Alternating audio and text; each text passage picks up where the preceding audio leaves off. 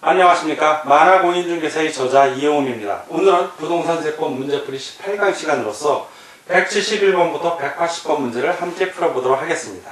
자, 지금부터 171번 문제 시작하겠습니다.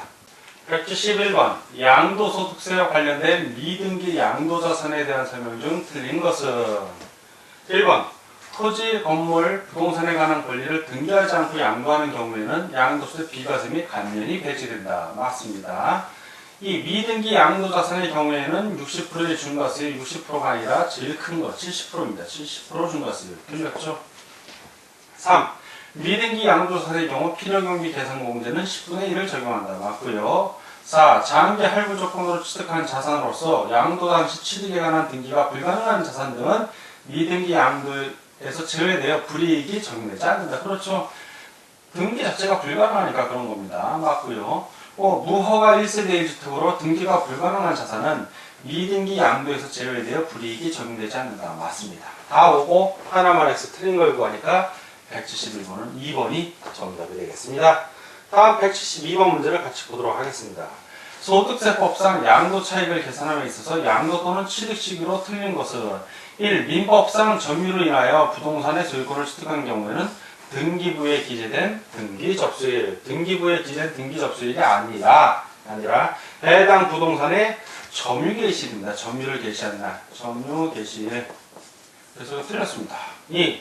대금을 청산한 날이 불명하지 아니한 경우, 이럴 때는 그 등기부 등록부 또는 명부 등에 기재된 등기 등록 접수일 또는 명의 개소일이 됩니다. 맞고요. 3. 대금을 청산하기 전에 소유권 이전 등기를 한 경우는 등기부에 기재된 등기 접수일이 양도 및 취득 시기가 되고, 4. 장기 할부 조건의 경우는 소유권 이전 등기일, 접수일, 인도일 또는 사용 수익일 중 가장 빠른 날이 되는 겁니다. 맞고요. 상속에 의하여 취득한 부동산의 경우는 상속 개시일입니다. 상속을 시작하게 된 날. 다 오고 하나만 X 틀린 걸 고르니까 172번은 1번이 정답이 되겠습니다.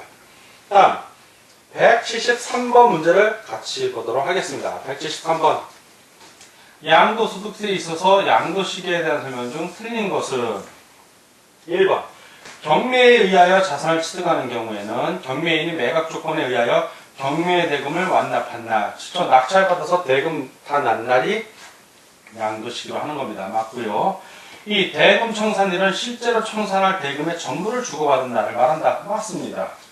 3번 대금을 어음으로 받은 경우에는 어음을 받은 날이 아니라 실제로 어음이 결제된 날이 대금 청산일이 된다. 그렇죠. 대금 어음으로 받으면 어음은 환전이 되는 기간이 필요합니다. 4.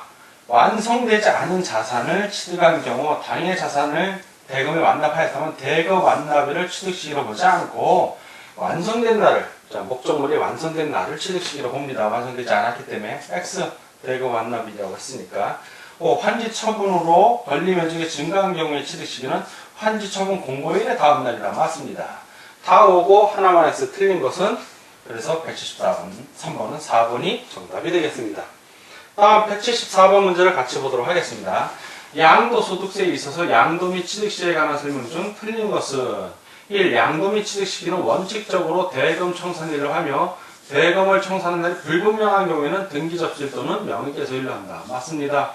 2번 대금을 청산하기 전에 소유권 이전 등기를 한 경우에는 등기 접수일로 한다. 맞고요. 3. 장기 할부 판매 조건의 경우에는 그 자산의 인도일로 한다. 맞습니다. 4. 근데 요게 인도일이 아니라 틀렸죠. 인도일이 아니라 빠른 날입니다. 빠른 날. 언뜻 보면 맞는 문장 같아요. 이게 틀리기 딱 쉬운데 장기 할부 판매 조건의 경우에는 소유권 이전 등기일 또는 방금 말한 인도일 또는 사용 수익일이 있다면 이 세 개 중에 가장 빠른 날로 합니다. 인도일이 아니라. 그래서 틀린 질문이 되겠습니다. 4번 건축 허가를 받지 않고 건축하는 건축물은 사회실상의 사용 승인일로 한다. 맞고요. 5. 도시개발법 기타 법률에 따른 환지 처분으로 취득한 토지의 경우 환지 전 토지의 취득일로 하고, 다만 환지 처분을 해 그 면적이 증가 감소했다면 그 증가 감소한 부분은 환지 처분의 공고가 있은 날에 다음 날로 한다. 정확하게 설명하고 있습니다. 다 오고 하나만 X 틀린 걸 고르라니까 174번은 3번이 정답이 되겠습니다. 다음 175번 문제를 같이 보도록 하겠습니다.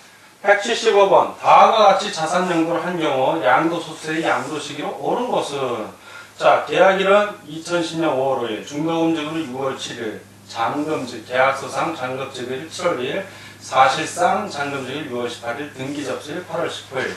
자, 양도소득 시기는 사실상의 잔금지급일이 원칙입니다. 사실상의 잔금지급일. 그러나 항상 여러분들이 꼭 봐야 할 건 등기접수일을 봐야 돼요. 그래서 등기접수일이 앞섰다면 앞선 게 되는 거예요.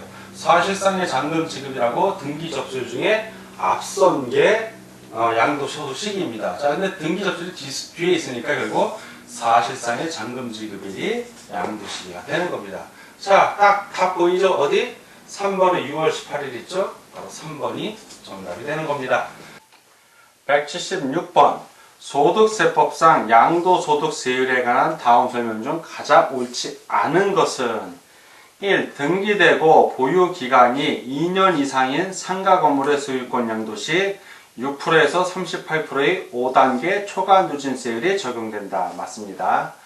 2. 등기되고 보유기간이 1년 이상 2년 미만인 상가 건물의 소유권 양도 시 40%의 세율이 적용된다. 맞습니다. 3. 등기되고 보유기간이 1년 미만인 상가 건물의 소유권 양도 시 50%의 세율이 적용된다. 맞습니다. 4. 미등기 양도자산의 양도 시 70%의 세율이 적용된다. 맞습니다. 5. 비사업용 토지의 양도 시 60%의 세율이 적용된다. 60%가 아니라 6%에서 38%의 5단계 초과 누진세율에 10%를 더한 세율이 적용이 됩니다. 그래서 X 다 오고 하나만 X 옳지 않은 것을 고르니까 176번은 5번이 정답이 되겠습니다. 다음 문제를 보겠습니다. 177번 다음은 미등기 양도자산이 받는 불이익을 나열한 것이다. 틀린 것은 자 불이익이 아닌 걸 고르라는 얘기죠. 불이익 아닌 거. 1. 양도소득 비과세 배제 및 반면 배제. 예, 불이익 맞습니다. 장기보유 특별공제 배제, 양도소득 기본공제 배제. 배제됩니다. 양도소득 70% 중과세율 적용. 예, 맞고요. 미등기 양도자산. 4. 필요경비 계산금액의 공제율이 10분의 1인 0.3% 적용. 맞습니다. 일반적으로 3%인데 미등기 양도자산 그거의 10분의 1인 0.3%만 적용이 됩니다. 5. 취득계획 및 필요경비 공제 배제. 취득가격 필요경비는 미등기 양도자산이라고 해도 공제에 준대금 배제하지 않습니다. X. 자, 그래서 177번은 다 온 게 하나만 해서 틀린 걸 고르니까 5번이 정답이 되겠습니다. 다음 178번 문제를 같이 보도록 하겠습니다. 178번 소득세법상 양도소득금액의 계산에 있어서 장기보유 특별공제에 대한 설명 중 틀린 것은 1. 장기보유 특별공제는 단계별 초과 누진세율 제도 하에서 장기간 축적된 보유이익이 양도 시점에 일시적으로 실현됨으로 인하여 발생하는 과도한 세부담을 완화하는 효과가 있다. 맞습니다. 2번 미등기 양도자산, 법령이 정하는 자산은 제외에 대하여는 장기보유 특별공제의 적용이 배제된다. 맞습니다. 3. 비사업용 토지로서 2016년 1월 1일 이전에 취득하여 보유하고 있는 자산인 경우에는 2016년 1월 1일부터 기산한다. 맞습니다. 4. 장기보유 특별공제는 양도 차익의 80%까지 공제될 수 있다. 맞습니다. 5번 1세대 1주택에 해당하는 등기된 고가주택을 양도하는 경우에는 장기보유 특별공제의 적용이 배제된다. 배제되지 않죠. 적용됩니다. 다만 양도가액 중 9억 원을 초과하는 부분에 대하여만 양도소득 금액을 좀 계산합니다. 그래서 X 다 오고 하나만 X 틀린 걸 고르니까 178번은 5번이 정답이 되겠습니다. 다음 문제를 보겠습니다. 179번 양도소득세의 계산에 있어서 인플레이션을 보존하기 위하여 장기보유 특별공제를 인정하고 있다. 이에 대한 내용으로 맞는 것은 1. 미등기 자산이라도 장기보유 특별공제의 대상에서 제외되지 아니한다. 제외됩니다. X 2.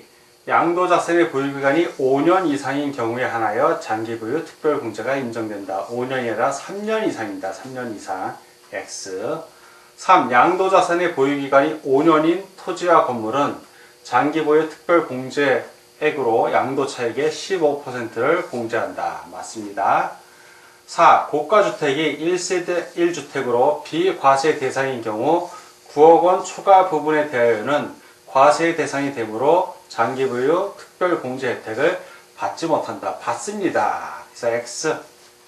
5. 장기 보유 특별 공제액의 계산을 위한 자산의 보유 기간은 당해 자산의 취득일부터 과세일까지로 한다. 과세일이 아니라 양도일입니다. 양도일.